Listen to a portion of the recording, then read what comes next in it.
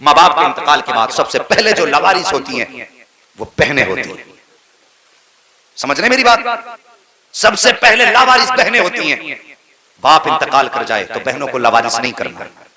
उसके इंतकाल के बाद कभी बहनें दरवाजे पे आए, बीवी से कह देना तुझे मेरी बहन से बात करनी है तो करना, ना करनी है मत कर, लेकिन मेरी बहन की और मेरे बीच में मदाखलत करने का तुझे अधिकार नहीं है, इसलिए कि तू अब आई है जब मैं कमाने की उम्र में हूं, और इसने मुझे तब से पाला है जब ये मेरी नाक साफ करती थी। हर भाई को बहन की कुर्बानी याद रखनी चाहिए। हमने बहनों को मां बन के भाइयों को पालते देखा है, मां बन के, इसलिए कि मां जब काम में होती है, आज भी बहनें छोटे भाइयों को सीने से लगा के कभी चौराहों पे लेके घूमती हैं, कभी मार्केट में जाती हैं, कभी दरख्त के नीचे, और यार कभी गर्मी पड़ती हो शिद्दत की तो देखना बहनों को जब गोद में छोटे भाई होते हैं तो भाई के माथे पे बहन को पसीना गवारा नहीं होता है, बहन पसीना टपकता है उसके माथे से, लेकिन आंचल की हवा बहन दे रही है, दुपट्टे से पसीना बहन साफ कर रही है। आज तुझे हया नहीं आती, बहन को तूने लावारिस किया है। कल जरा याद कर इसकी जिंदगी को, कल जब तू परदेश से आया करता था तो सब तेरे जेब की तरफ दौड़ा करते थे, लेकिन बहन तेरे कपड़ों की तरफ जाती थी, कहती थी भाई कितने गंदे कपड़े हैं, ला उन्हें धोना मेरा हक है, तेरे कपड़े मैं साफ करूंगी। सबसे पहले बगैर कहे जो तेरे कपड़े साफ किया करती थी वो तेरी बहन होती थी, तेरे कहे बगैर जो खाना लगाती थी वो तेरी बहन होती थी, जिसने आधी रात उठ करके तुझे खाना बना के खिलाया वो तेरी बहन के साथ थी, जो तेरे आने के इंतजार में आधी आधी रात बैठी रही वो तेरी बहन के साथ थी, जब तू पैदा ना हुआ तो सजदे में जिसने मांगा वो तेरी बहन थी, तू पैदा हुआ तेरी पैदाइश की खुशी जिसने ज्यादा मनाई है वो बहन के साथ है, जिसने तेरे दूल्हा बनने के ख्वाब देखे हैं वो तेरी बहन के साथ है, जिसने तेरी नजरें उतारी है वो तेरी बहन के साथ है, और जिसने तुझे दूल्हा बना करके मुबारकबाद सबसे पहले दी है वो तेरी बहन के साथ है। सारी दुनिया का प्यार एक पल्ले में रखो फिर भी बहन के प्यार के बराबर हो नहीं सकता। नारे तकबीर, नारे रिसालत, उलमाए अहले सुन्नत मसलके आला हजरत हजरत अल्लामा मुफ्ती हम्माद साहब किबला, नारे तकबीर, नारे रिसालत। बहन बहन होती है। आज कितने फोन ऐसे आते हैं, मौलाना आप बड़ा अच्छा बोलते हो, आपकी बातों में असर है, मेरे भाई के पास एक फोन कर दो आप। क्या बात है बहन? कहा 6 साल हो गए मेरा भाई बुलाने नहीं आया, जिस दिन से बाप गए हैं मैं कहीं छूट गया, और लानत हो ऐसी जायदाद पे जो बहनों को रुला के उन पे सांप बन के बैठा जाए। हमारे जहन में ये रहता है ना, बहनें आएंगी तो खर्च होगा, दस्तरखान में कमी आएगी। खुदा की कसम बहनें आती है ना खाली नहीं आती है, खुदा की रहमतें साथ लेके आया करते हैं। हाँ, खुदा की रहमतें साथ लेके आती हैं। और बापों से भी मेरी गुजारिश है, जब जायदाद बांटा करो ना तो मकान में जब 4 कमरों में 3 कमरे बेटे को देके जाना तो एक कमरा बेटी को भी देके जाना, ताकि कल अपना हक बता के आ सके, मैं तुम्हारे कमरे में नहीं आई, अपने बाप के दिए हुए जायदाद के हिस्से में आई। फिर वो शर्म नहीं आएगी, फिर भाभियों में हिम्मत नहीं जो धक्का देके निकाल सके। कम से कम बहन को एक कमरा जरूर देके जाना, ताकि कल बहन आए तो इसका सर शर्म से न चुके। और कितनी बहनों को भाइयों ने धक्के देके घरों से निकाला। हाँ, लॉकडाउन गुजरा, कितनी बहनें बेवा थी, बच्चे भूख की कगार पे आ गए, कहा भाई अमीर है चलो उससे कुछ नाज ले लें, तो भाभियों ने दरवाजे से धक्का देके कहा जा चली जा, तेरा बाप कमा के नहीं रख के गया था जो यहाँ लेने चली आई। और गैरत कर, खुदा की कसम तुझ पे इसका एहसान हो सकता है और तेरा इस बच्ची पे एहसान नहीं है, इसलिए कि तू उसकी जायदाद खा रही है, वो तेरी जायदाद नहीं खा रही है। कयामत के दिन हर बाप से पूछा जाएगा बता बेटी के हिस्से में से कितना देके आया है। ये याद रखना, मौलवी हो, मुल्ला हो, मिस्त्री हो, इंजीनियर हो, सबसे पूछा जाएगा। जब मैंने 1/3 तेरी बेटी का हिस्सा रखा था तो बेटों को दुगना था, बेटी को 1 गुना था, तो बेटी का खा के हज करके क्या करने आया। याद रखना, अपने अपने इंतजाम कर ले, जो बेटी का हक है वो दे के मरना, वरना कब्र में चैन से लेट नहीं पाओगे, लेट नहीं पाओगे कब्रों में चैन से। वो एक बाप था ना, अल्लाह अकबर, फरमाइश भी और बात भी आ गई इसलिए बताने लगा। बड़ा अमीर था, 4 मील थे उसके पास बड़े बड़े, और 4 बेटे थे। उसने 4 मील चारों बेटों के नाम कर दिए। एक बेटी थी, 10 साल पहले उसकी शादी करी, और 10 साल बीत गए, दरवाजे पे नहीं गया बेटी के। मैंने कहा था जवानियां भी हमेशा नहीं रहनी है और उम्रें भी हमेशा नहीं रहनी है, कोई भी चीज कहीं भी फेल हो सकती है।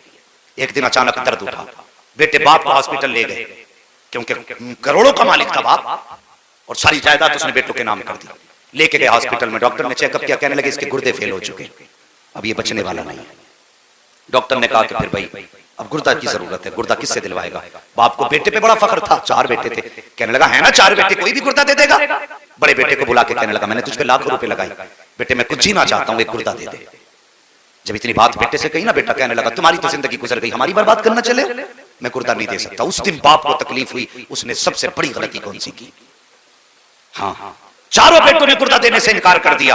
वो कहने लगा मैंने जवानी तुम पे लुटा दी, जायदाद तुम्हारे नाम कर दी, एक गुर्दा नहीं दे सकते? कहा गुर्दे की कोई कीमत नहीं, ये नहीं दिया जाएगा। अल्लाह अकबर। बाप को जब बेटों ने जवाब दे दिया, बाप ने डॉक्टर से कहा यार मुझे वापस हॉस्पिटल के अंदर ही ले चल, मेरा इलाज कर, जिंदगी होगी बच जाऊंगा, नहीं होगी मर जाऊंगा। अब बेटों के सामने बैठने की हिम्मत नहीं है, डॉक्टर अंदर लेके चला गया। बेटे बाप को छोड़ के हॉस्पिटल आ गए तो खानदान में खबर फैल गई कि बाप के गुर्दे खराब हो गए हैं। बेटों ने गुर्दा देने से इनकार कर दिया। बात कोई रुका नहीं करती है, फैलते फैलते बेटी के कानों तक पहुंच गई कि मेरे बाप की तबीयत ज्यादा खराब है। भाइयों ने गुर्दा देने से इनकार किया गया। और यार वो बेटी थी, बर्दाश्त न कर सकी, दूध पीता बच्चा गोद में था, सीने से लगा करके हॉस्पिटल आ गई। डॉक्टर से आके कहती डॉक्टर जल्दी कर, फला नाम का मरीज तेरे अस्पताल में है। कहा हाँ है। कहा जल्दी कर मेरा गुर्दा निकाल और उसके डाल दे। कहा किस लिए? अगर देर हो गई तो वो मर जाएगा। अल्लाह अकबर। डॉक्टर कहने लगा बता तो सही तू कौन है, कहां के रहने वाली है? कहा डॉक्टर ये ना पूछ, जल्दी कर और मेरा गुर्दा निकाल के फला मरीज पे डाल दे। अल्लाह अकबर। बच्ची के कहने पर बच्ची का गुर्दा निकाला गया और उस डॉक्टर ने उस मरीज पे डाला। जब बच्ची वापस जाने लगी है तो वापस जाते जाते डॉक्टर कहने लगा बेटी बता तो सही तेरा नाम क्या है? कहा डॉक्टर नाम का क्या करेगा? कहा अगर मरीज ने मुझसे पूछ लिया कि मुझे गुर्दा किसने दिया है तो किसका नाम बताऊंगा? उसने कहा मैं नाम तो नहीं बता सकती, अलबत्ता कागज कलम दे दे, मैं खत लिखना चाहती हूँ। अल्लाह अकबर। बेटी बेटी होती है, उसने कागज कलम लिया है, खत लिखा, तय बनाई, डॉक्टर के हवाले करके कहा ले डॉक्टर अगर मेरे बारे में मरीज पूछे तो कुछ ना बताना, ये खत उसके हवाले कर देना। अल्लाह अकबर। डॉक्टर ने बच्ची के कहने पर खत संभाल के रखा। जब बाप ठीक हुआ, बाहर निकलने लगा तो कहने लगा यार सबसे पहले मुझे डॉक्टर के पास लेके चलो। कहा किस लिए? कहा मुझे डॉक्टर का शुक्रिया अदा करना है कि मेरे बेटों ने गुर्दा देने से इनकार कर दिया, न जाने डॉक्टर ने मेरी जिंदगी कैसे बचाई है, इसलिए शुक्रिया उसका अदा किया जाएगा।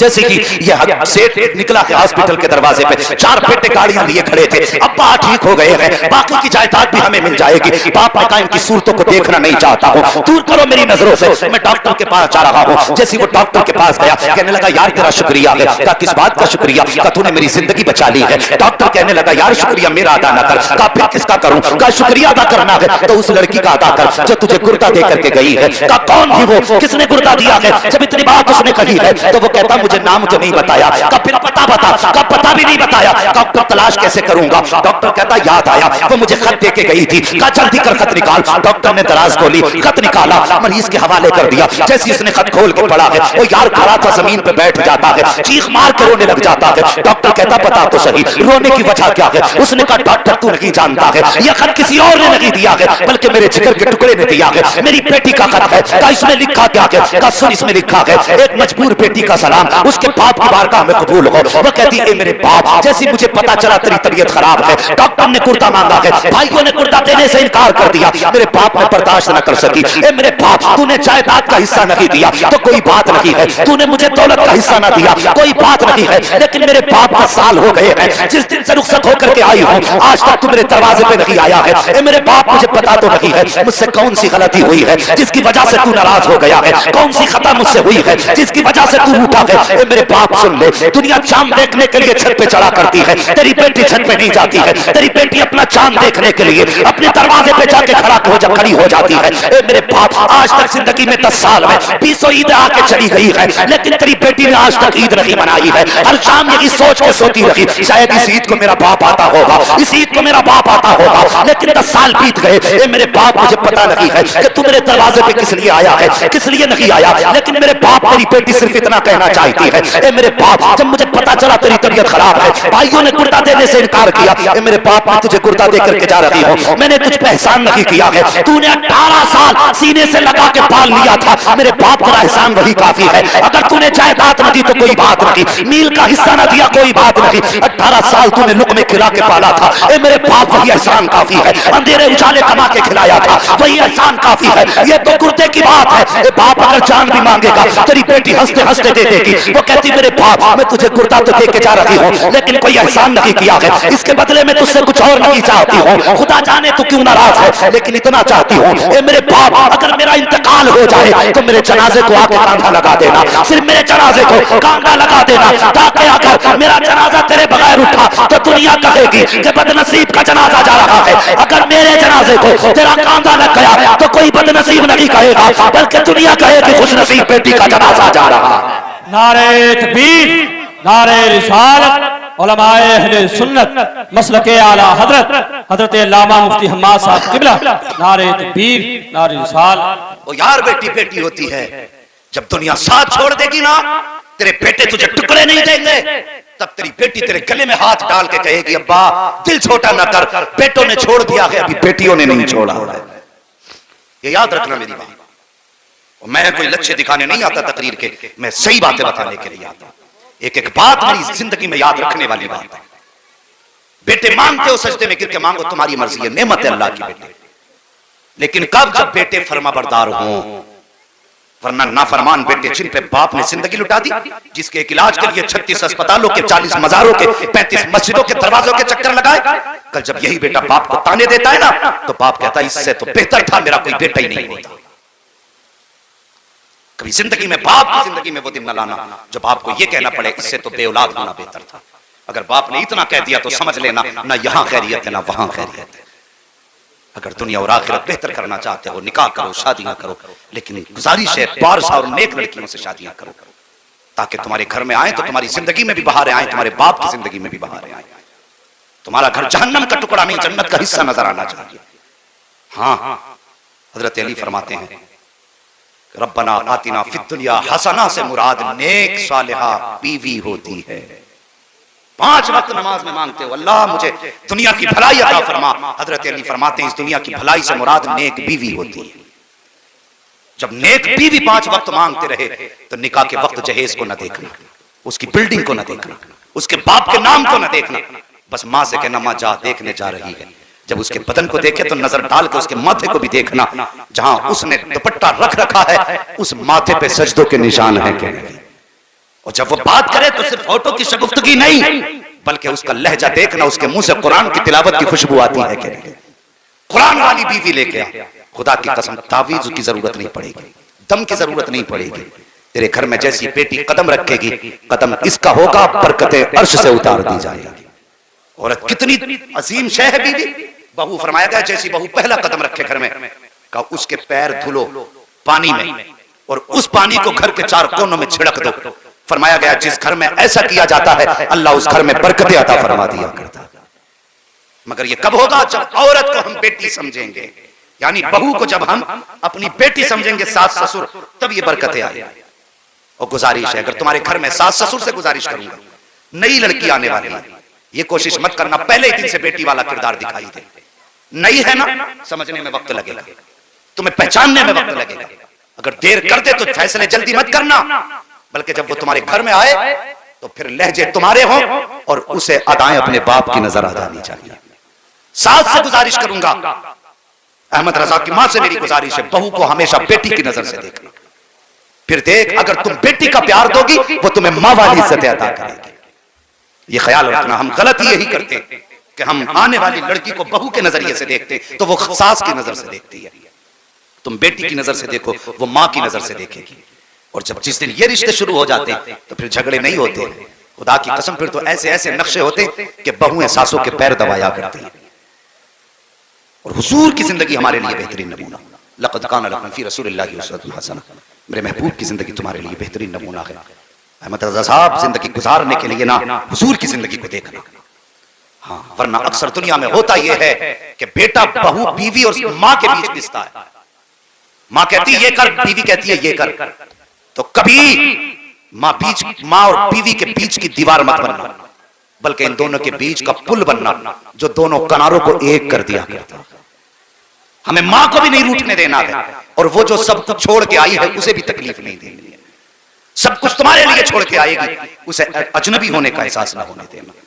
जब तुम्हारे घर में इतनी इज्जतें मिलेंगी तो फिर बेटियां फांसियां नहीं लगाएंगी, फिर खुदा की कसम बेटियां दुआएं करेंगी, अल्लाह जल्दी कर हमारे हाथ पीले हों और हमें इज्जतों वाले शोहर नसीब हो। अंदर दाखिल होते जा रहे हैं।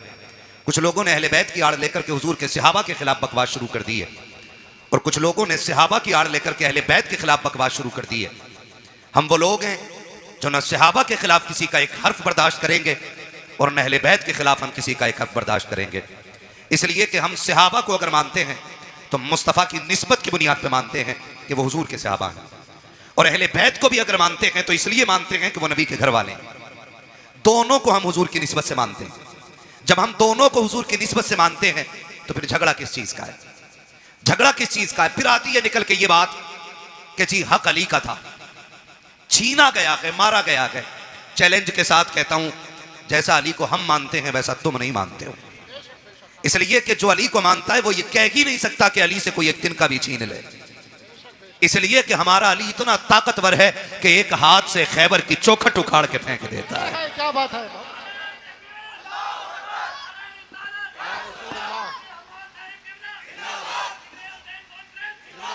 हमारा अली वो है जो एक हाथ से खैबर की चौखट उखाड़ के फेंक देता है।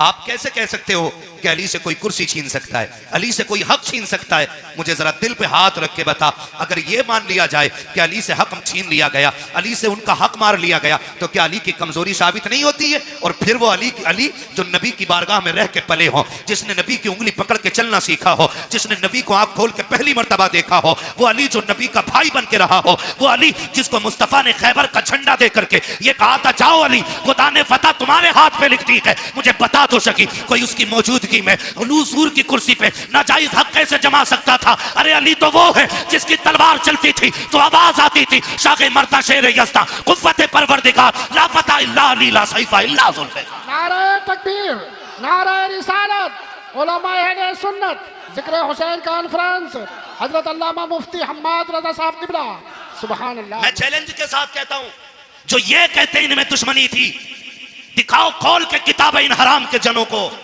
कि एक बार अबू बकर मुसल्ले पे हो और अली नियत तोड़ के गए हो। समझ रहे मेरी बात? जो समझ रहे वो बोले सुभान अल्लाह। हाँ, समझ रहे मेरी बात? एक जगह दिखा दो अली मुसल्ले इमामत, अबू बकर मुसल्ले पे हो, अली ने नियत तोड़ी हो। उमर मुसल्ले पे हो, अली ने नियत तोड़ी हो। कितना मजा आता होगा जब अबू बकर मुसल्ले पे हो और जब हुजूर और हुजूर की आल पे दरूद पढ़ते होंगे तो ख्याल आता होगा जिस पे दरूद पहले पढ़ा गया वो मजार में लेटा है, जिस पे दरूद बाद में पढ़ा जा रहा है वो मेरे मुसल्ले के पीछे बैठा हुआ है। सुभान अल्लाह, क्या बात है। गैरत क्यों नहीं आती है? उनको लड़ाते हो। और इस नजरिए से दूसरे क्या समझेंगे कि हुजूर के सहाबा आपस में लड़ते रह गए? कौन सी कौम नबी ने तैयार की थी चार यार एक दूसरे से प्यार न कर सके? मैं खुल के कहता हूं, अगर हलाल की औलाद है तो फिर एक्सेप्ट करेगा, हरामी होगा तो नहीं मानेगा। खुदा की कसम, जो प्यार नबी के चार यारों में था वो आज तक किसी यार के दरमियान नजर ही नहीं आता है। क्या बात है, सुभान अल्लाह। हाँ, ये कौम को गुमराह करने वाली बातें आ गई। और नौजवानों, आपसे कहूंगा, दीन जो है ना सोशल मीडिया से नहीं सीखना है, दीन दरसगाहों से सीखो, दीन अपने उलमा से सीखो। ये आपकी मस्जिद के अइम्मा हैं, ये घुने हुए पुराने लोग हैं, पुराने चावल हैं, इनसे आके पूछो ना, इनसे आके पूछो ना। हाँ, वही मैं कह रहा हूं। वो कह रहे हैं ना इंजीनियर मेरा रहनुमा है। अब ये बताओ, प्लम्बर दीन बताएगा तो बंद करा दे जाहिदी रिजवी और बाकी मदरसे, जाओ फिर प्लास्टिक की दुकान पे जाके दीन सीखो। हमें इंजीनियर दीन सिखाएंगे? अल्लाह ने हमें दीन सिखाने के लिए बरेली का अहमद रजा अता फरमाया। सुभान अल्लाह। और जब वो मजार में चले गए, उनकी तसनीफात पढ़ पढ़ के सुनाने वाली ये जमात अल्लाह ने हमें अता फरमाई। सुभान अल्लाह। एक एक जवान से कहना चाहूंगा, गौर से मेरी बात सुनिएगा, जिस प्लम्बर की बात करते हैं उसे कुरान पढ़ना नहीं आता है, पूछो ना कारी अहमद अली साहब कबिला से, कारी साहब कबिला से, कारी साहब कबिला से, कुरान पढ़ा कैसे जाता? बेशक बेशक। ऐसे कुरान, ये तो एक ये अलग अलमिया है कि आज तजवीद को वैल्यू ही नहीं दी जा रही है। इल्म तजवीद की वैल्यू ही लोगों ने खत्म कर दी। क्यों अल्लामा हाशिम साहब? ऐसा होता नहीं है। खुतबा पढ़ रहे कौन है? बहुत बड़े हिंदुस्तान के खतीब है, कुरान ऐसा पढ़ते हैं कि जैसे कभी इन्होंने दरसगाह में जाके पढ़ाई नहीं। सही बात है। ये भी कमियां है, जहां सीखना था वहां सीखा नहीं है। तो दीन हमें किससे सीखना है? किससे सीखना है भाई? अपने उलमा से दीन सीखिए। सोशल मीडिया पे कोई भी वेरिफिकेशन नहीं है कि सामने बोलने वाला कैसा है।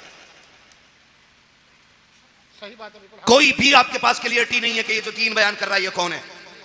और सही बताऊं, जब तक दीन सिर्फ दरसगाहों से या उलमा की महफिल से मिलता रहा है तब तक दीन महफूज था।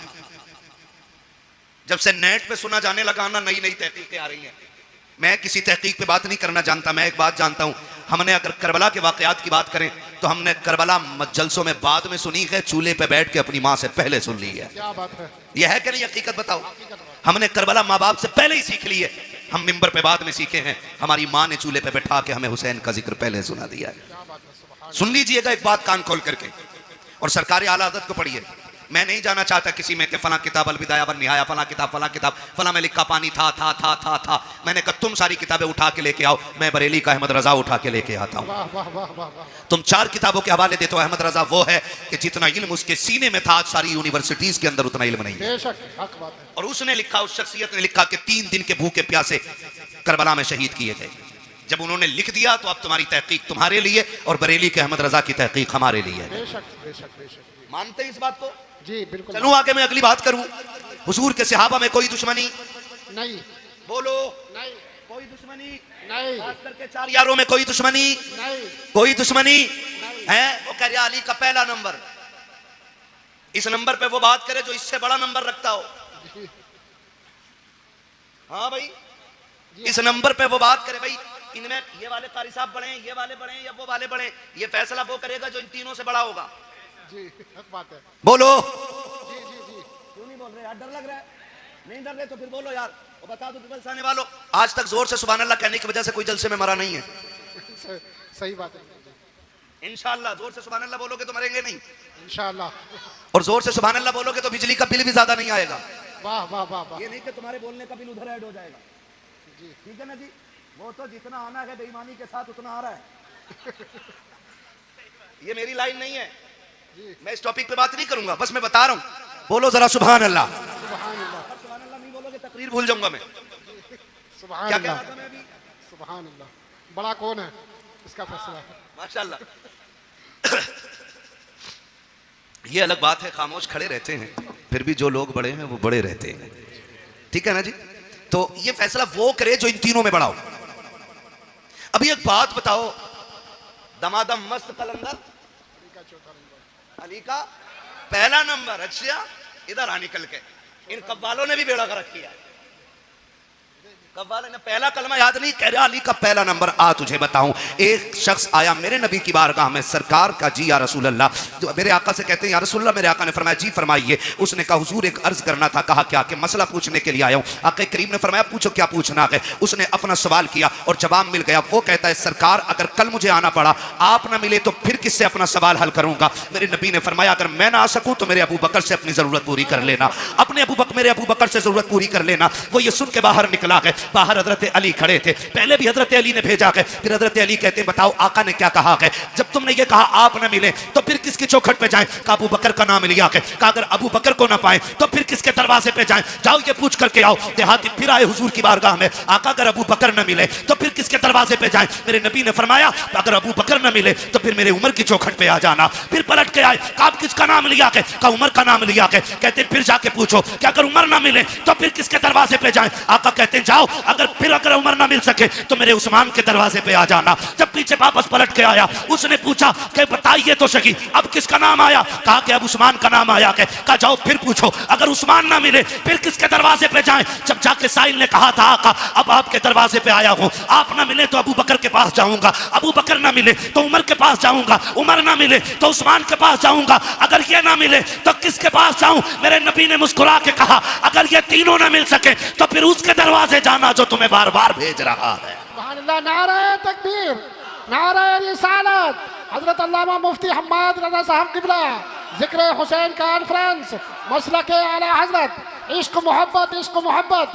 सुभान अल्लाह। हम अहले सुन्नत हैं, हमारा अकीदा है अफजलुल बशर बादल अंबिया बित्तहकीक अमीरुल मोमिनीन अबू बकर सिद्दीक। सुभान अल्लाह। और ये ऐलान हर जुमे को मस्जिद से किया जाता है। बेशक बेशक। कौन है उम्मत में सबसे अफजल? हजरत अबू बकर सिद्दीक। कौन? ये अकीदा, ये उलमाए अहले सुन्नत जमहूर उलमा का यही अकीदा है, उलमाए हक का अकीदा यही है। अफजलुल बशर बादल अंबिया बित्तहकीक अमीरुल मोमिनीन अबू बकर सिद्दीक। पहला नंबर किसका है? जिनका अकीदा वही बोले और जिनका ना हो वो निकल लें। हाँ किसका? हजरत अबू बकर सिद्दीक का। दूसरा नंबर सलामत रहे हजरत खुदा की कसम पिपल्स आने वालों कुर्बान जाऊं, ये इन उलमा की कुर्बानियों का नतीजा है कि जो तकरीर मौलवी कर रहा है उससे आगे आप बोल रहे हो। जी जी बेशक। हाँ ये मदरसे की देन है। दूसरा नंबर, तीसरा नंबर उस्मान, हजरत उस्मान गनी, और चौथा नंबर मौला अली। मौला हजरत अली का नाम इतनी कमजोरी से पीछे वालों को लग रहा है ना कई दिन से बोटी नहीं मिली है ना, इतनी आवाज नहीं निकल रही। अली का नाम इतना ताकतवर है, अगर कमजोर ले ले तो पहलवान की कमर तोड़ देता है ना। तो साथ है ना मौला मौला अली, ये चारों यार हुजूर के और चारों बेमिसाल। अली भी बेमिसाल, गनी भी बेमिसाल, उमर भी बेमिसाल, अबू बकर भी बेमिसाल है। ठीक है ना जी, ये क्लियर हो गया। बस याद रखिए, अगली बात कहने लगा हूं, हमने अहले बैत का अदब हुजूर के सहाबा से सीखा है। मैंने बहुत बड़ी बात कही है, अहले बैत का अदब हमने हुजूर के सहाबा से सीखा। आप कहेंगे कैसे? हजरत अबू बकर सिद्दीक मस्जिद से निकले नमाज पढ़ा करके, अमीरुल मोमिनीन है, साथ में मौला अली भी हैं, इमाम हसन भी दौड़ के जा रहे हैं। हजरत अबू बकर सिद्दीक ने इमाम हसन को उठाया, कंधे पे बैठा लिया। किसी ने देख के कहा अमीरुल मोमिनीन हो, खलीफतुल मुस्लिमीन हो, और बच्चे को कंधे पे लेके घूम रहे हैं। फरमाया चुप हो जा, तू नहीं जानता मैंने बैठाया किसे है। मैंने इस शहजादे को हुजूर के कंधे पे बैठे देखा है। वो कंधे पे बैठाते फिरते रहे। मैं अगर कई कई बातें बताऊं बड़ा वक्त लगेगा, बस इतना समझ लें, ये हजरत अबू बकर का प्यार है। हजरत उमर का प्यार देखें, बता दूं, हजरत उमर का प्यार देखें। हजरत उमर के शहजादे रास्ते से गुजर के जा रहे हैं, अली के दोनों शहजादे खड़े थे। कोई काम था, आवाज देके कहा उमर के बेटे, हमारे नौकर के बेटे, जरा बात सुन के जा। जैसे इतनी बात कही है ना, तो हजरत उमर के बेटे तो आ गए, क्योंकि शहजादों ने बुलाया था। जी क्या बात है? बात कही और कहा ठीक है। वो चले गए, घर आके कहने लगे अब्बा जी। कहा क्या? कहा अली के बेटों ने हमें अपने नौकर का बेटा कह के आवाज दिया है। हजरत उमर कहते हैं लिखवा लाएगा? कहा जी। क्यों नहीं लिखवा के लाऊंगा? कहा जल्दी कर लिखवा के ला। बेटा दौड़ करके आया। बेटे ने सोचा शायद अब्बा को लिख के जाके दिखाऊंगा, अमीरुल मोमिनीन ने इंसाफ के साथ फिर हिसाब लिया जाएगा। कहा लिख दोगे? शहजादे वहीं पे थे। कहा क्या? कहा जो अभी कहा था। क्या कहा था? कि हम तुम्हारे नौकर के बेटे। फरमाने लगे हम अली के बेटे, जो कहना जानते हैं वो करके दिखाना जानते हैं। क्या बात है, बहुत अच्छा। अल्लाह करे ये बात हजम हो जाए। लिख देंगे? कहा लिख देंगे। आपने लिख दिया, और जब लिख के दे दिया, दौड़ करके शहजादे आए हैं हजरत उमर फारूक आजम के पास। अब्बा जी देखो लिखवा के लाया हूं, जो उन्होंने कहा था लिख दिया था। अब तो यकीन आ गया मेरी जबान पे। कहा नहीं बेटे, बात यकीन की नहीं है। उस तहरीर को लिया, होठों से लगा के चूम लिया, आंखों पे रखा, मिंबर पे आके खड़े हो जाते हैं और कहते हैं लोगों, आज तक उमर को यह फिक्र रहती थी कब्र में जाएगा उमर तो क्या सबूत पेश करेगा। आज अल्लाह ने उमर की यह फिक्र दूर कर दी है। कल लोगों, ये मेरे पास अली के शहजादों की तहरीर है, इसमें लिखा हुआ है उमर हमारा नौकर है, और नीचे हसन हुसैन के दस्तखत हैं। अगर उमर इंतकाल कर जाए, इस तहरीर को मेरे कफन में रख देना। अमीरुल मोमिनीन किस लिए? कहा जब फरिश्ते आएंगे पूछेंगे किसकी नौकरी करके आया है, अगर ये कहेंगे मा कुंता तक़ूलु फी हक़्क़ि हाज़ा रजुल, इनके बारे में क्या कहता था, उमर पर्चा निकाल के कहेगा इनके बारे में पूछ रखे हो। उमर तो वो है जो इनके बेटों की नौकरी करके मदीने से चल के आ रहा। नारे तकबीर, नारे रिसालत, जिक्र हुसैन कॉन्फ्रेंस, सरजमीन पीपल साना, हजरत अल्लामा मुफ्ती हम्माद रज़ा साहब किबला। सुभान अल्लाह, माशाअल्लाह। खैरियत है? क्या बात? खुदा सलामत रखे। जरा कहते हैं या हुसैन। थके नहीं है ना, और जोर से बोले या हुसैन। उन्होंने कितना प्यार किया हुजूर के बच्चों से, वो कितनी मोहब्बत करते रहे हुजूर के बच्चों से, हुजूर की रिश्ते की कितनी इज्जत की है, जरा गौर करें। ये तो बकवास करने वाले लोग निकल आए। उन्होंने एहतराम किया है। हजरत उस्मान गनी तीसरा नंबर है। हजरत उस्मान गनी वो हैं जिन पे 40 दिन पानी बंद रहा है। कितने दिन? करबला में कितने दिन रहा? 3 दिन। और हजरत उस्मान गनी पे कितने दिन? जोर से बोलो, कितने दिन? 40 दिन। कोई आके हमला न कर दे दरवाजे पे। जानते हो रखवाली कौन कर रहा था? अली के दोनों शेर कर रहे थे। मुझे तो हैरत होती है लोगों, हसन हुसैन को मौला अली ने खड़ा कर रखा था दरवाजे पे। सोचो तो सही, जिन्हें नबी कंधे पे बैठाते रहे, वो नबी के गनी की चौखट पे खड़े होकर के हिफाजत कर रहे हैं। चौखट पे खड़े होकर हिफाजत करते रहे। आप अंदाजा लगाइए, जब हजरत उस्मान गनी शहीद हुए और हजरत अली आए और बेटों को आपने उससे में थप्पड़ मारा, कहा तुम्हारे होते हुए अमीरुल मोमिनीन शहीद कैसे हो गए? तो आपने कहा बाबा जी अली के शेर खड़े थे, दरवाजे से तो कोई आ ही सकता ही नहीं था। फिर किधर से आया? कहा किसी और तरफ से आया होगा, वो छत कूद के आए थे। ठीक है ना?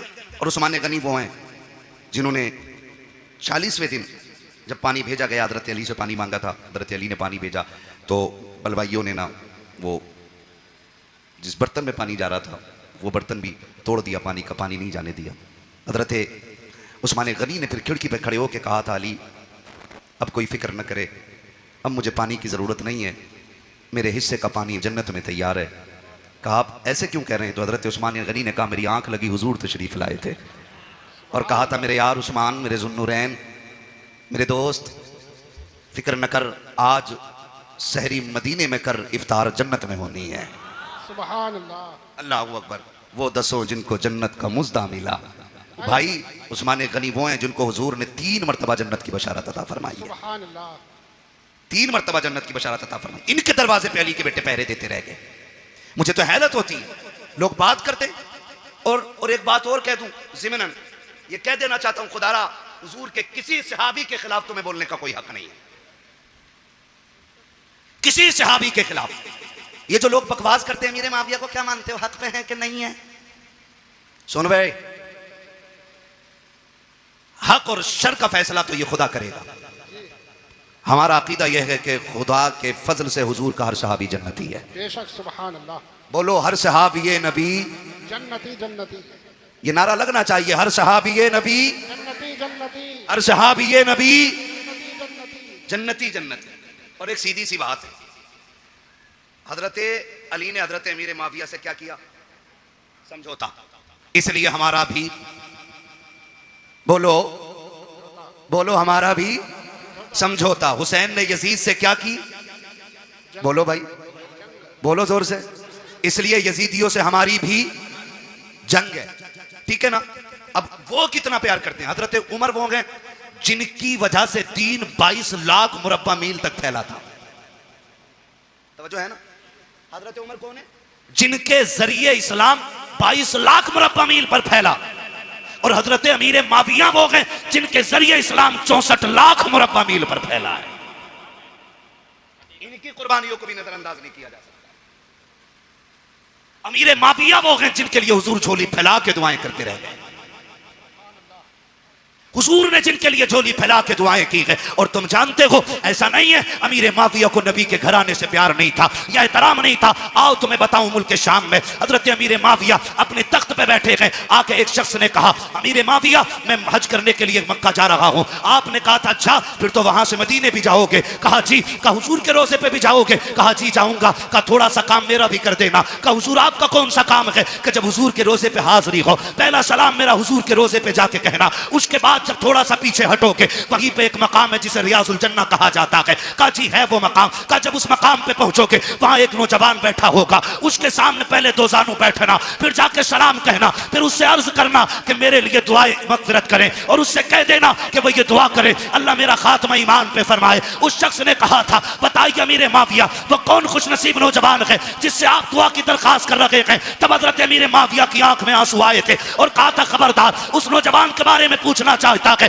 तुझे बताना चाहता हूं वो जो रियाजुल जन्ना में बैठा मिलेगा वो कोई और नहीं बल्कि फातिमा का लाडला अली का शहजादा हुसैन होगा। कहा कि उससे आपके लिए दुआ की दरखास्त करूं? वो तो जवान, आप बूढ़े हैं, आप बादशाह हैं, वो एक रियाया में से हैं। तो इमाम हजरत अमीर माविया ने कहा था जबान को ताला लगा, तू मनसब ना देख, तू ये देख हुसैन वो है जिसको नबी सीने पे बैठा के लोरियां देते रहे। सुभान अल्लाह। सुभान अल्लाह। बहुत खूब माशाअल्लाह। या रसूल जिंदाबाद जिंदाबाद जिंदाबाद। सुभान अल्लाह। बहुत अच्छा है। खैरियत है सारे लोग? अभी झगड़े में नहीं पड़ेंगे ना इंशाअल्लाह? इंशाअल्लाह। बोलो इंशाअल्लाह। इन झगड़ों में कतई पड़ने की जरूरत नहीं है। और जो बहुत ज्यादा माइंडेड होता है ना, जो अपने दिमाग से ज्यादा सवालों के जवाब खुद लिखने लगता है ना, वो फेल हो जाता है। वो फेल हो जाता है। बहुत उतना बोलो जितना पूछा जाए, उतना कहो जितना सीखा है उलमा से। दीन है, किसी के बाप की जागीर नहीं है जो हर चलता फिरता आदमी दीन के बारे में बात करेगा। तवज्जो है ना सारे लोगों की? हुजूर के सहाबा में प्यार, हमने सहाबा से हुजूर के अहले बैत का एहतराम सीखा है। और याद रखें हम हसन वाले भी हैं, हम हुसैन वाले भी हैं, ठीक है ना? एक जमात ऐसी है जो अहले बैत की मोहब्बत का दावा करती है और उसे 3 ही नाम याद है पूरी करबला में। पूरी करबला में 3 नाम याद है बस, गाजी अब्बास, इमाम हुसैन और सैयदा ज़ैनब। बस 3 ही नाम लेती है एक टीम। हम अहले सुन्नत हैं, या हसन वाले भी हम हैं और या हुसैन वाले भी हम हैं। खुदा आपको सलामत रखे कमेटी वालों। मैं नहीं जानता कि जिंदगी किसकी कितनी वफा करेगी, कौन आइंदा साल रहेगा या नहीं रहेगा, लेकिन इस बात को मुबारकबाद देता हूं उन शख्सियतों के जिक्र की महफिल सजाई है जिनकी बातें जमीन पे की जाएं तो अल्लाह के फरिश्ते बातें करने वालों के तज़किरे अर्शों पे फरमाया करते हैं। खुदा आपको सलामत रखे। और ये मोहब्बतें और ये बात फाइनल बिल्कुल 100% क्लियर है, अल्लाह उसी को जन्नत देगा जो नबी के शहजादों से प्यार करेगा। ये क्लियर है, फुल एंड फाइनल, ये क्लियर है। जन्नत उसी को मिलनी है जिसके सीने में मुस्तफा की औलाद का प्यार होगा। ठीक है जी, हसन वाले भी हैं हम, और हसन भी हमारे और हुसैन भी हमारे, और क्या बात है माशाल्लाह, कितने हाजिर जहन है, मैंने नाम पलट के देख लिए। हसन भी हमारे और हुसैन भी हमारे और हसन भी हमारे हैं। ये वो दो शहजादे हैं कि जितनी भी फजाइल में रिवायतें हुजूर से मरवी हैं वो सिर्फ हुसैन के लिए नहीं बल्कि हसन भी उसमें शामिल हैं। और बल्कि और बड़ी बात करूं, पहले हसन का जिक्र है फिर हुसैन का जिक्र है। ठीक है जी, बहुत गौर से मेरी बात सुनिएगा। और आपको मैं बता दूं, इमाम हुसैन वो नहीं है जो जवान हुए और यूं ही जिंदगी गुजरी और करबला आ गए, बल्कि हुसैन उस शख्सियत को कहा जाता है जिसने 25 साल रियाजुल जन्ना में बैठ के हुजूर की हदीसें पढ़ाई हैं। सुभान अल्लाह, 25 साल रियाजुल जन्ना। उम्रे में गए आप लोग? कितने लोग गए उम्रे पर? जरा हाथ उठा के बता दें। सलामत रहे माशाल्लाह। मौला करीम जो देख आए हैं, देखने वालों के सदक़े उन्हें भी दिखा दे जिन्होंने देखा नहीं है। आमीन कह दो भाई। है या अल्लाह सबको 3-3 करोड़ के कहीं ना कहीं से बोरे दे दे नोटों के। हाँ, इस पे जोर से आमीन कहियो। ठीक है, समझ है सारे लोगों की। करूं अगली बात, रियाजुल जन्ना किसे कहते हैं? रियाजुल जन्ना, हुजूर ने फरमाया जो मेरे हुजरे और मेरे मिंबर के बीच की जगह है ये जन्नत की क्यारी है, और यही असहाबे सुफ़्फ़ा के पढ़ने की जगह है। ये जन्नत की क्यारी क्यों बन गई? क्योंकि इस जमीन पे बार बार मेरे मुस्तफा के कदम लगते रहे। हाँ, अलादत फरमाते हैं तैबा में मर के ठंडे चले जाओ आंखें बंद, सीधी सड़क ये शहर शफात नगर की है। हाँ, और सिर्फ एक हिस्सा ही नहीं बल्कि फरमाया गया पूरा मदीना अल्लाह ने जन्नत बना दिया है। हुजूर का पूरा मदीना जन्नत है। तो इमाम हुसैन वो जिन्होंने 25 साल बैठ के हुजूर की हदीसें पढ़ाई हैं। आज तो वो लोग उनके नाम पे शिफा बांट रहे हैं जिन्हें उनका नाम लेना भी नहीं आता। माफ कीजिएगा, बुरा लगे तो। एक जगह गए, वो ले गया, बोले चलिए जरा बाबा है उनसे जरा तावीज कराना। उसने जो बड़ा शीन निकाला है, यकीन करियो, कह रहा या हसन या हुसैन, और औरत उसके घुटने से घुटने लगा के बैठी है। दीन इन बाबाओं के पीर, इन बाबाओं के बाप दादा का नहीं है, दीन ज़हरा के बाबा का है। दीन में खून लगा है, दीन में सर लगे हैं। इसी बेगैरत के जरिए दीन को नीलाम नहीं होने दिया जाएगा। लगे तो बुरा लगे, मैं पहले ही कह चुका हूं, मुझे इस चीज की टेंशन नहीं है। मैं फिर कहूंगा, मैं आईना हूं, दिखाऊंगा दाग चेहरे के, जिसे खराब लगे सामने से हट जाए। हुसैन के नाम पे शिफा बांटने वालों को यही पता नहीं उम्मती किसका है। इंटरव्यू में पूछ रहे वो किसका उम्मती है, तो वो कह रहा जी नया नया आया हूं। उम्मती का मतलब मालूम नहीं हमारी कौम को। ये कंडीशन है, निकले इन चीजों से यार, दीन सीखें। हुसैन वो हैं जो 25 साल तक बैठ करके आप दीन पढ़ाते रहे और हुजूर की हदीसें पढ़ाते रहे।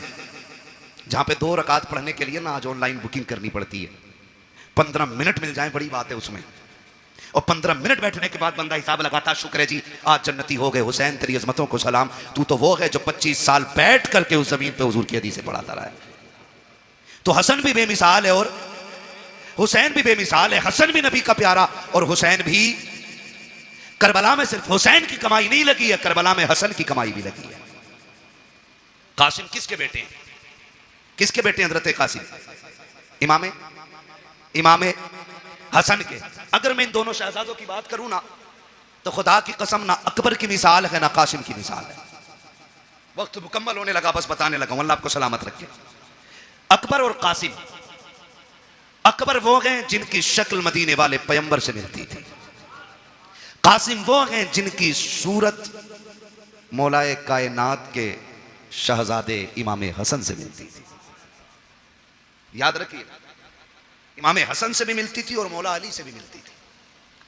बहुत गौर से, जब ये दोनों शहजादे मदीने में निकलते ना, मदीने में निकलते तो लोग दुकानों से बाहर आ जाते थे। कहा बंद कर दो काम। कहा क्यों? कहा वो आ गया कि जिसके चेहरे में नबी के जलवे नजर आया करते हैं, बंद कर दो। और यहां तक उलमा ने लिखा है जब मदीने वालों को हुजूर की याद आया करती, इकट्ठे होते इमाम हुसैन की चौखट पे आ जाते, कहते जरा जोड़ी बाहर लाओ ना। कहा क्यों? कहा आज दिल कर रहा है कि अली की जियारत भी करें, साथ नबी की जियारत भी कर ली जाए। तो दोनों शहजादों को, हजरत अकबर हजरत कासिम को बाहर निकाला जाता। लोग इन्हें तकते देखते रह जाते क्योंकि इनके चेहरे में मुस्तफा के जलवे नजर आया करते थे। मैं तो हैरत में पड़ गया, हैरत में पड़ गया। याद रखिएगा, शख्सियतें दोनों अजीम है। तक कारी साहब, ड्रोन आ रहा है क्या? ड्रोन का भी बड़ा मसला चल रहा है, ऐसे देख रहे हैं ना बन के ड्रोन आ गया। खैरियत है ना? चल लूं अभी 10 मिनट और, ठीक है ना? जरा बोले या हुसैन, जो नहीं थके वही बोले या हुसैन। हाँ, बहुत लोग थक चुके हैं, मुझे अंदाजा हो गया है। हम पलटते नहीं बेजान किताबों के वर्क, हम वो पढ़ते हैं जो चेहरों पे लिखा होता है। भैया अनवर, खुदा सलामत रखे आपको और आपकी पूरी टीम को। अगर आप 10 मिनट बैठे रहेंगे ना, पूरे महफिल भी उठ के चली जाएगी, मैं 10 लोगों को करबला सुना लूंगा। तैयार है ना? खुदा सलामत रखे। दोनों शहजादों को आप देखें, अकबर भी बेमिसाल है और कासिम भी बेमिसाल है, और इनकी जुदाई का फर्क आप देखें, असर कितना बड़ा था इनकी जुदाई का। हुसैन के एक बेटे को अकबर कहा जाता है और एक बेटी को सुगरा कहा जाता है। सुगरा वो हैं जो मदीने रह गई थी, ठीक? अकबर वो हैं जो साथ गए थे। जब यह तहकीक की जाए कि हुसैन सुगरा को क्यों नहीं लेके गए थे, इसमें चंद वजूहात मिलती हैं। एक तो यह कि आप शादीशुदा थी, आपके शोहर घर नहीं थे, इजाजत नहीं मिली थी, इसलिए बेटी को छोड़ गए थे, एक वजह। दूसरी वजह यह मिलती है कि बीमार थी, सफर की ताकत नहीं थी, इसलिए घर छोड़ गए थे। तीसरी वजह यह मिलती है कि सुगरा वो हैं जिसके चेहरे में खातून जन्नत फातिमा ज़हरा के जलवे नजर आया करते। यह तीसरी वजह है। अब यह वजह कब समझ में आई? सुगरा वो हैं जिनका चेहरा फातिमा से मिलता है और अकबर वो हैं जिनका चेहरा मुस्तफा से मिलता है, और ये दोनों हम शक्ल अली के घर में यानी हुसैन के घर में। कैसे और क्यों? बाज लिखने वालों ने लिखा कि जिस दिन इमाम हुसैन का निकाह हुआ, आप भी जानते हैं जब कोई बेटा दूल्हा बने, घर में मां ना हो या बाप ना हो, 1000 यार हों, एक कलर के कपड़े पहनने वाले सैकड़ों दोस्त हों, और लाखों रुपए का सेहरा सर पे हो और मां ना होना, तो बड़े से बड़ा खुश नसीब दूल्हा भी रोने लग जाता है। अल्लाह आपको खुशी के दिन दिखाए, आप बड़े से बड़े कामयाबी के एक बड़े मयार पे फाइज हो जाएं, और मुबारकबाद देने वाला बाप ना होना, तो फिर कोई कामयाबी नहीं लगती है।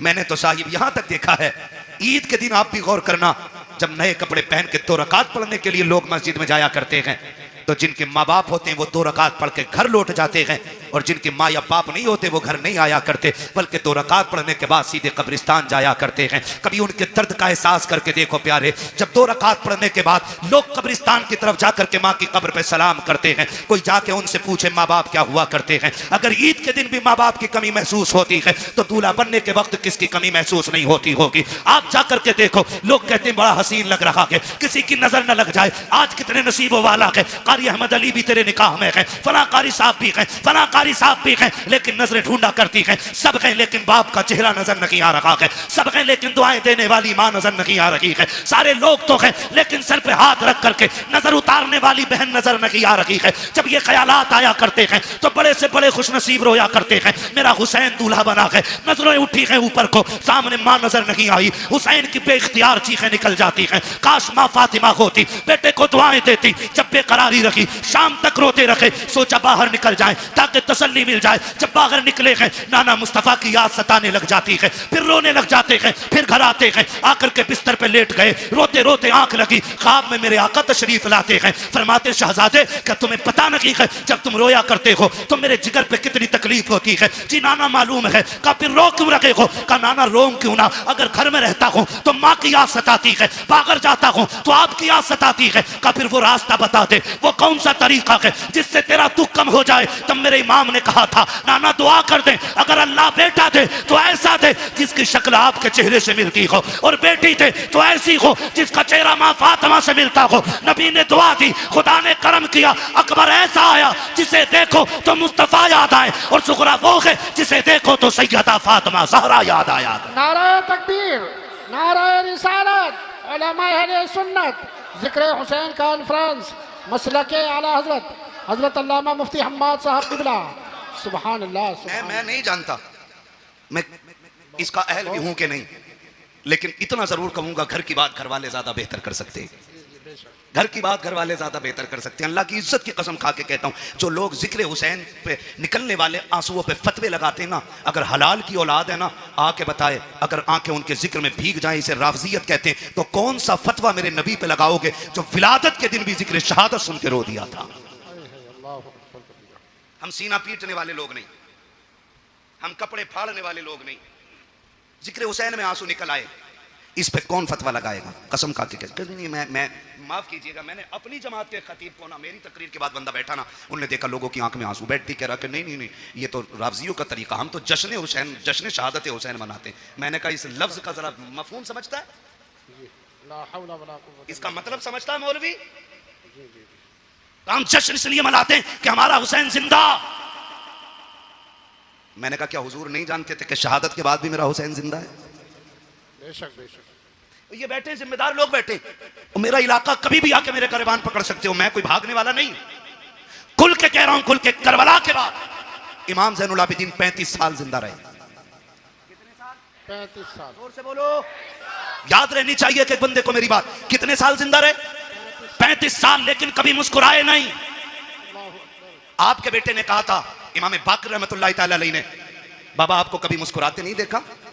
फरमाया था बेटे हमने करबला देखा है, अगर तू करबला देख लेता तो तू भी मुस्कुराना भूल जाता। तू करबला देख लेता तो तू भी मुस्कुराना भूल जाता। और कभी पानी दिया जाता तो देख के एक घूंट मारते रो देते थे। करबला को समझा ही क्या है, कह रहा जश्न मनाएंगे हम। खुदा की कसम, हमारा नबी जिंदा, हमारा दीन जिंदा, हमारा इस्लाम जिंदा, हमारा कुरान जिंदा, हमारा खुदा जिंदा, हमारा हुसैन जिंदा। ये हमारा भी अकीदा है। लेकिन सुन, जमीन उतनी गर्म होती है जितने पे आग जलती है। जमीन उतनी गर्म होती है जितनी पे आग जलती है। एक्सीडेंट देखे आपने? एक्सीडेंट देखे हाथ से रोड पे? बोलो, है ना? आपने देखा होगा कभी लाशें ऐसे चिपक जाती हैं कि खुरच नहीं पड़ती हैं, कभी चेहरे बिगड़ जाते हैं, है ना जी? लेकिन एक बात बताओ, कितने लोग गुजरने वाले ऐसे होते हैं जो उन लाशों को देख के रोते हैं? बिखरी हुई लाश देखा, किसी ने यूं रुमाल लगा, ओहो हो, देखा नहीं जा रहा, किसी ने कहा ओ भाई ओहो बुरा हुआ। लेकिन उन्हीं लाशों के पास आप देखोगे कुछ ऐसे भी होते हैं जो बेहोश होते हैं। मैं पूछूंगा क्या ये गुजरने वालों की तरह है? लोग कहेंगे नहीं, का ये जो गुजर के गया नहीं रोया ना, इसका मरने वाले से कोई रिश्ता नहीं था। और ये जो बेहोश होके गिर गई है ना, ये मरने वाले की माँ है। ये जिसके मुंह में पानी डाला जा रहा है ना, ये 6 महीने के बेटे का बाप है। ये जिसको संभाले नहीं संभाला जा रहा है, ये भाई की बहन है। पता ये चला रोते वही हैं जिनके रिश्ते में कोई कुछ लगता है, जिनका रिश्ता ही नहीं है, उनकी आंख में आंसू नहीं आया करते। मैं सीना पीटने की बात नहीं कर रहा हूं। लोग कहते बस इतना कहो गुजर जाओ, बड़े बेदर्दी से मारे गए। मैंने कहा तेरे बाप का एक्सीडेंट हो जाए, साफ बताता, पहले नाक लगी फिर कोनी लगी, फिर भेजा निकला, फिर ट्रक चढ़ गया ऊपर।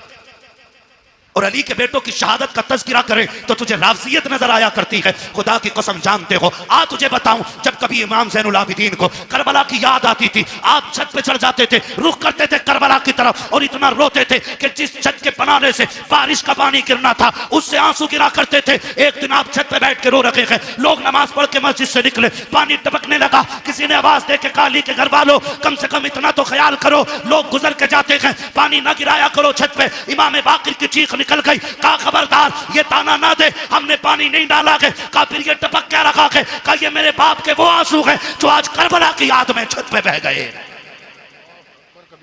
तुम्हें क्या पता करबला क्या है? 15 साल हजरत उम्मे फरवा, हजरत कासिम की अम्मा जिंदा रही, लेकिन कभी पूरी जिंदगी धूप के होते हुए साये में नहीं बैठी। लोग कहते थे सैयदा कभी तो साये में बैठ जाया करो। उन्होंने कहा कि मैंने अपने लाल की लाश के टुकड़ों को बगैर साये की जमीन पे पड़ा हुआ देखा है।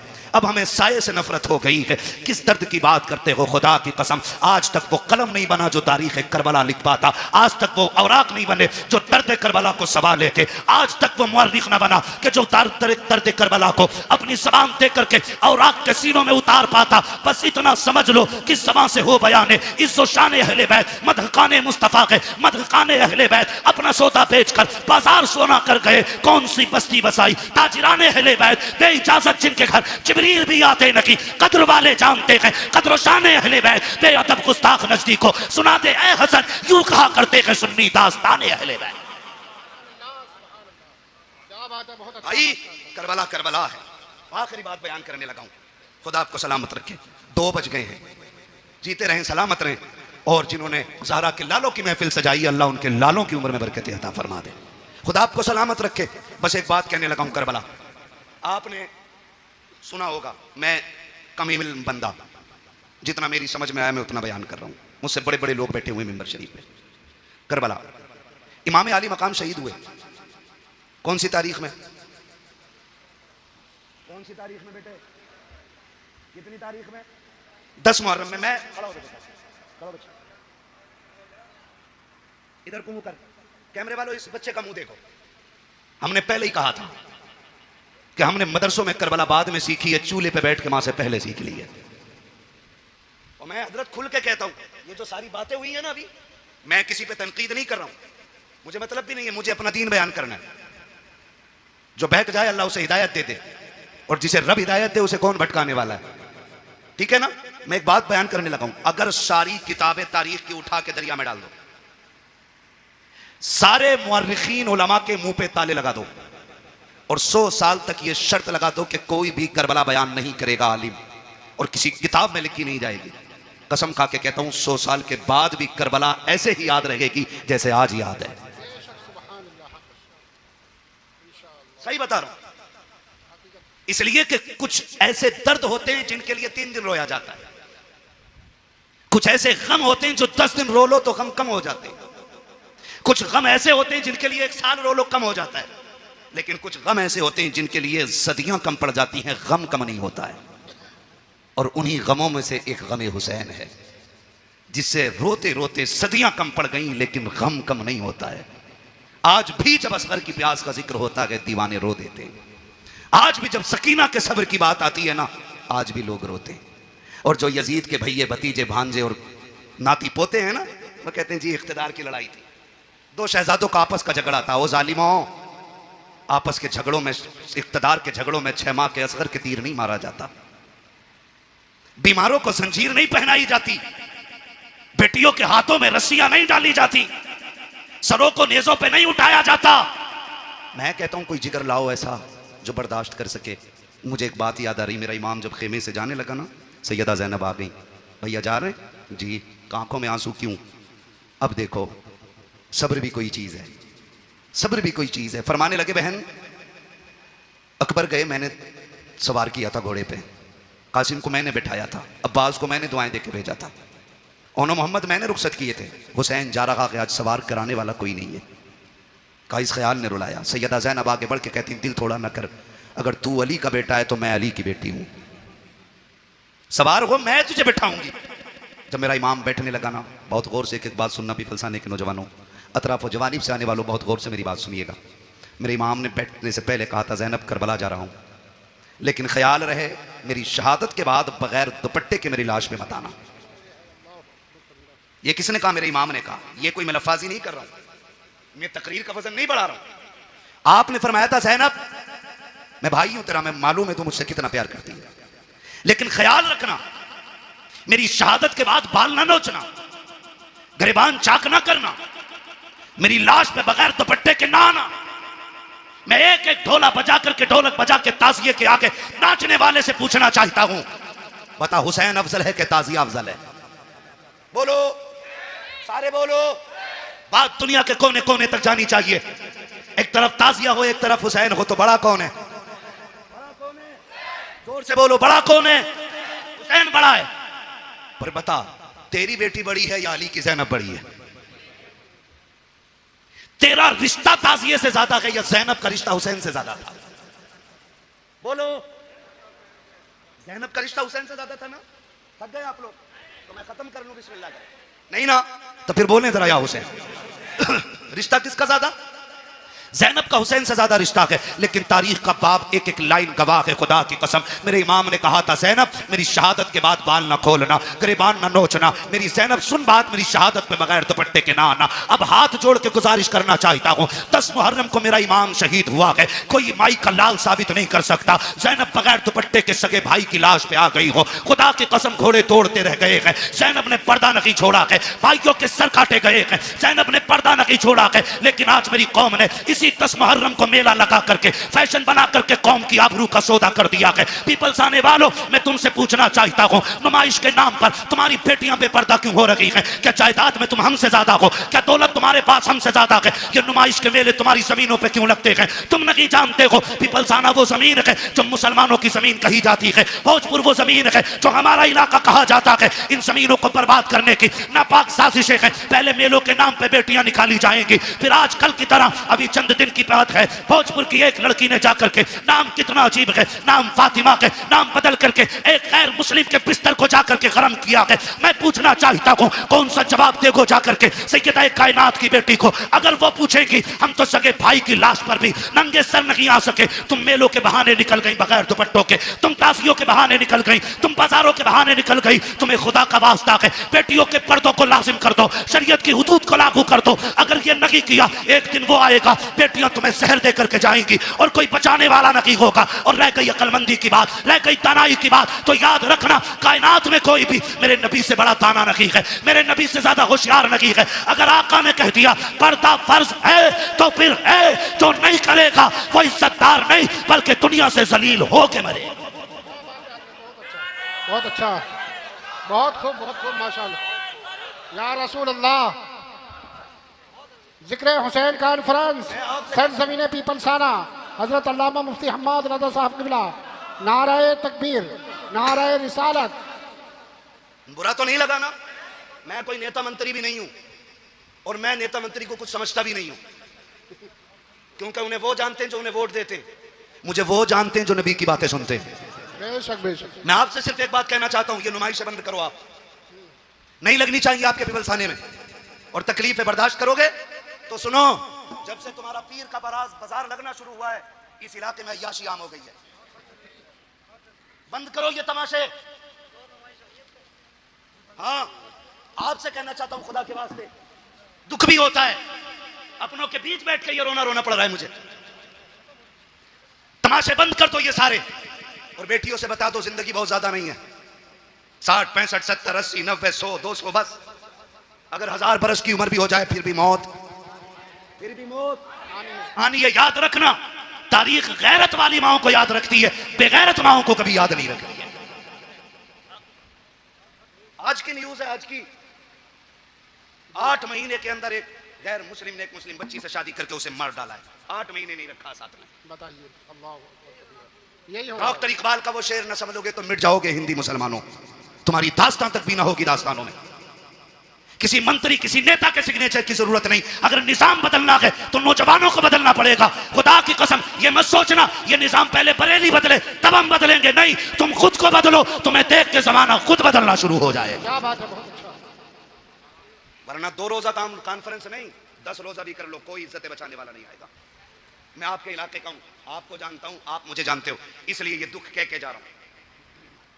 बाजार के नाम पे तुम्हारे पीर बाजार में कितनी अय्याशी बढ़ा दी है, रोको इसे, वरना बेटियां महफूज नहीं रहेंगी। हुसैनी हो तो सबील बाद में लगाओ, शरीयत की हदों पे पहरे पहले लगाने शुरू करो। हुसैन बहन से क्या कह रहा, वो बहन जो खातून जन्नत की गोद में पली हो, आम नहीं। कहना रे मौलवी साहब तुम्हें तो यकीन ही ना, तुम्हें तो शक ही रहे सब पे, शक की बुनियाद। कसम खा के कहता हूं, ऐसी गोद आज तक किसी बेटी को नहीं मिली जैसी सैयदा ज़ैनब को मिली है। बेशक बेशक। ऐसा नाना किसी का नहीं है जैसा सैयदा ज़ैनब का है। और सैयदा ज़ैनब वो है जो 6 साल की उम्र में कुरान की कारिया बन गई थी, जिसने कई साल कूफे के अंदर हुजूर के दीन का दर्स औरतों को दिया है, उसे ज़ैनब कहा जाता है। और अगली बात कह रहा हूं, बहुत गौर से मेरी बात सुनिए, उसे ज़ैनब कहा जाता है। उससे हुसैन कह रहे हैं मेरी शहादत के बाद चादर न छोड़ना। हुसैन कहते हैं बहन मैं करबला जा रहा हूं, सब्र करना, दोनों की जिम्मेदारियां अलग हैं, ज़ैनब तुझे खैमे में रह के फातिमा का पर्दा बचाना है, मुझे सजदे में सर कटा के हुजूर का दीन बचाना है। और अल्लाह की कसम, ज़ैनब ने पर्दा बचा के दिखाया है, हुसैन ने दीन बचा के दिखाया है, दीन बचा के दिखाया। अब रुक के मैं कहना चाहता हूं, एक एक नौजवान से गुजारिश है मेरी, ये तमाशे बंद करने की कोशिश करो। खास करके इस उलमा की जमात से मैं कहूंगा, मुअज़्ज़ज़ लोगों को बैठाओ और इन चीज़ों पर पाबंद, हमारी हदों में ये चीज़ें नहीं लगनी चाहिए। जाओ नुमाइश उमाइश से लेके कहीं और चले जाओ। अल्लाह का शुक्र है हमें रब ने मुसलमान बनाया है। हम जहां मुर्गे बकरे खा के अल्लाह का शुक्र अदा करते हैं, वहीं पे फाके करके भी हम रब का शुक्र अदा करना जानते हैं। हमें तमाशों की जरूरत नहीं है। माफ कीजिएगा, गाड़ियां भर भर के तुम्हारी नुमाइश में मैंने देखी है। हमारा तो काम ही रातों को निकलने बढ़ने का है, काम ही ऐसा तकरीर करने का। और मैं सोचता था कभी कभी देख के कि या तो ये बेगैरत बापों की औलाद है या बेहया बेशरम भाइयों की बहनें हैं। खुल के कह रहा हूं मैं, अगर अब भी नहीं सुधरे ना तो कोई बचाने वाला नहीं होगा। हुसैन करें ज़ैनब करबला में बगैर दुपट्टे के नहीं आना है, मैं नाना का दीन बचाने जा रहा हूं, तुझे फातिमा का पर्दा बचाना है। और खुदा की कसम बचा के दिखा दिया पर्दा, बचा के दिखा दिया पर्दा, बचा के दिखा दिया। आज लोग कहते नहीं, बात मुंह बंद कर। हुसैन ने सिखा दिया है, मसलहत के आगे झुकना नहीं है, हक के लिए खड़े रहना, इसी का नाम हुसैनियत कहलाता है। और करबला मुकम्मल जिंदगी है, इसको खाली एक सर कटाने का मसला ना समझिए। आप मुझसे बात करें तो मैं करबला पे जिंदगी के हर गोशे में बात कर सकता हूं, एक एक गोशे पे जिंदगी। करबला बंदगी सिखाती है, करबला अखलाक सिखाती है, करबला तरीके सिखाती है, करबला जिंदगी गुजारने का सलीका सिखाती है। करबला ने बंदगी सिखाई है, करबला ने हुकूक लिबास सिखाया, करबला ने हुकूकुल्लाह सिखाया, करबला ने हुब्बे रसूलुल्लाह सिखाया। क्या क्या सिखाया है करबला ने। एक एक बात जो मैंने बोली है, इस पर 2-2 घंटे चाहिए बात करने के लिए। बस आपसे इतना कहना चाहता हूँ, सुने करबला क्या है। बस आखिरी अल्फाज में मेरा हुसैन कहता, मैं करबला जा रहा हूँ, तुझे खैमे में रह के दीन बचाना है, मुझे करबला जाके हुजूर की उम्मत बचानी है। ठीक है ना। हुसैन मैदान करबला में आए, शहीद हो गए। क्या हुआ? शहीद हो गए, सजदे में सर दे दिया, शहीद हो गए। शाम का वक्त हुआ, इधर देखें असर का वक्त हुआ, यजीदियों ने लाशों पे घोड़े दौड़ाए। सैयदा ज़ैनब ने आवाज़ देके कहा था, सुनो आंसू बंद करो, असर का वक्त कम है, जल्दी करो, सजदे कर लो, कहीं असर की नमाज कज़ा ना हो जाए। जब लाशों पे घोड़े दौड़ रहे थे तो अली की बेटी नमाज का ऐलान कर रही थी। मगरिब के वक्त जब खेमों को आग लगाई जा रही थी, जब खेमे लूटे जा रहे थे, तब सैयदा ज़ैनब मगरिब की नमाज अदा कर रही थी। और जब खेमों को आग लग रही थी, उस वक्त अहले बैत अतार ने ईशा की नमाज अदा की है। तारीख का बाप देखो तो शहीद कितना दर्दनाक बाप है। जरा तारीख पढ़ के तो देखो, खुदा की कसम आप देखो, 72 लाशें करबला के मैदान में पड़ी हैं। सैयदा ज़ैनब तेरे हौसले तेरे जुर्रत को सलाम हो। आज अगर किसी एक घर से एक लाश उठ जाती है, एक जनाजा उठ जाता है, पूरा खानदान लग जाया करता है। तसल्ली दो, माँ ने सुबह से कुछ नहीं खाया है, जब से बेटे की मौत की खबर आई है, इसके हलक से पानी तक नहीं उतरा है। ज़ैनब तेरे हौसले को सलाम है। तेरे आगे एक नहीं है, 2 नहीं है, तेरे बेटों के साथ भाइयों के लुटे हुए लाशें पड़े हैं, भतीजों की उतरी हुई लाशें हैं, जिन पे घोड़े दौड़ गए हैं। आज ज़ैनब ऐसी बेसरो शमानी का आलम है। आज ज़ैनब को कोई तसल्ली देने वाला भी नहीं है, आज कोई कंधे पे हाथ रख के कहने वाला भी नहीं। ज़ैनब सब्र करना चला गया, खुदा का था खुदा ने ले लिया। खुदा की कसम आज सब्र भी ज़ैनब कर रही है, तलकीन भी ज़ैनब कर रही है, आज साबिरा भी ज़ैनब है, तसल्ली देने वाली भी ज़ैनब है। आज कंडीशन ये है, किसी का एक चला जाए कमर टूट जाती है। ज़ैनब के तो 72 सामने पड़े हैं, लेकिन सब्र का पहाड़ बन के अली की बेटी ने खड़े होकर दिखा दिया है। जब मैदान करबला में रात का सन्नाटा हुआ, आधी रात बीत गई है, अली की बेटी चादर तत्हीर ओढ़ करके, गाजी अब्बास का टूटा हुआ खंजर लेकर के लाशों के पास बैठ के पहरा दे रही है। दूर से एक साया नजर आया है, जैसे साये को आते देखा है, सैयदा ज़ैनब ने एक गरजदार आवाज में कहा था, खबरदार अगर इरादा गलत है तो वही रुक जाना, बहुत कर चुके हो जुल्म, अगर एक कदम भी आगे बढ़ाया अली की बेटी टुकड़ों में करके रख देगी। ये मत समझना हम बुज़दिल हैं, अब हद हो गई है, अब और सितम बर्दाश्त नहीं किया जाएगा। जैसी इतनी आवाज दी है, उधर से मर्द की नहीं बल्कि कोरस की तबे लहजे में आवाज आती है, सैयदा मैं कोई मर्द नहीं हूँ, मैं खातून हूँ, आने की इजाजत दी जाए। का फिर आजा। जब औरत करीब आई है, खाली हाथ नहीं आई है, बल्कि हाथ में पानी का प्याला लेकर के आई है। जब पानी का प्याला लेकर के आई, सैयदा ज़ैनब के कदमों में बैठ जाती है। ज़ैनब ये पानी कबूल कर लो। कहा कौन हो तुम? कहा हमें पानी नहीं चाहिए, कल ले लीजिए, 3 दिन गुजर गए हैं, चौथी रात आ गई है, आज तो पानी पी लो। आपने फरमाया ले जाओ, हमें इस पानी से नफरत हो गई है, हमारा अकबर प्यासा चला गया है, हमारा असगर प्यासा चला गया है, अब पानी का क्या करेंगे हम? जाओ के पानी लेकर के चले जाओ। उस औरत की आंख में आंसू आए, रो के कहा ज़ैनब माफ कीजिएगा, मेरे शोहर ने सर कटा करके जन्नत में नाम लिखा लिया है, मैं भी ये चाहती हूँ ये पानी कबूल कर लो ताकि मेरा नाम भी जन्नत में आ जाए। कहा किसकी बीवी है? कहा मुझे हुर की बीवी कहा जाता है। सैयदा बड़ी मुश्किल से पानी लाई हो, ले लीजिए पानी। हजरत ज़ैनब ने इनकार किया। जानते हो जब सैयद नाराज हो जाए, एक उसूल याद रखिएगा, उसको खातून जन्नत का वास्ता दे दो। हर किसी की टाल सकता है, फातिमा ज़हरा के वसीले को सैयद नहीं टाल सकता। ये उसूल सैयदों का होता है, ये उसूल सैयदों का। वो जानती थी, उसने आके कहा आपको आपकी अम्मी का वास्ता, सैयदा कायनात का वास्ता, ये पानी ले लो। जब माँ का नाम आया ज़ैनब की आंखें भीग गईं। ओ भाई, मजबूर बंदा अगर परदेश में अपनों का नाम सुने तो ठंडक यहाँ लगती है, यहाँ लगती है। और ये तो वो थे जिन्हें बगैर बेटी कहे, बगैर आह किए, जिनके 72 काटे गए।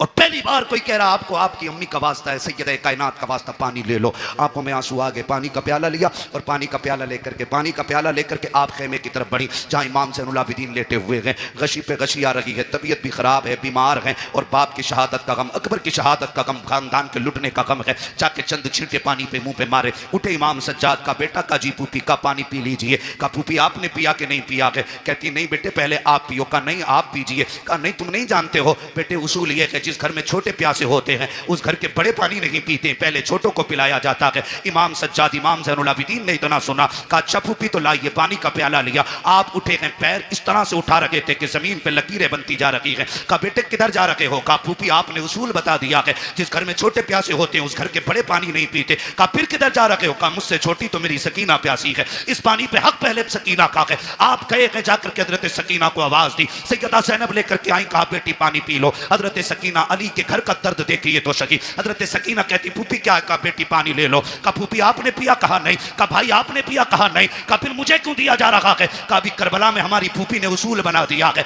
जिस घर में छोटे प्यासे होते हैं उस घर के बड़े पानी नहीं पीते हैं। हजरत सकीना कहती कि ये सबके लिए उसूल है? कहा हाँ सभी के लिए है। कहा फिर लाइए प्याला। आपने पानी का प्याला लिया है। फिर दौड़ लग गई है, उधर दौड़ी है जिधर हजरत अली असगर की लाश थी। सैयदा ज़ैनब ने आवाज दे के कहा था, सकीना बेटी किधर जा रही हो? कहा फूफी अभी आपने कहा था पहले छोटों को पानी पिलाया जाएगा फिर बड़े पानी पिएंगे। कहा मुझसे छोटा मेरा असगर प्यासा है, वो पानी की वजह से नाराज था, ये पानी पहले उसे दिया जाएगा। थोड़ी ठोकर लगी है, पानी का प्याला जमीन पे गिर जाता है। हुसैन की सकीना फिर प्यासी रह गई है, जैसे जमीन पे प्याला गिरा है आवाज आती है, सलामुन अला सब्र सकीना, सलामुन अला सब्र अहले बैत मोहम्मद। ए सकीना तेरे सब्र को सलाम हो, नबी के घर वालों तुम्हारे सब्र की हिम्मत को सलाम हो। इसलिए हम कहते हैं अली का घर भी क्या घर है कि उस घर का हर एक बच्चा जिसे देखो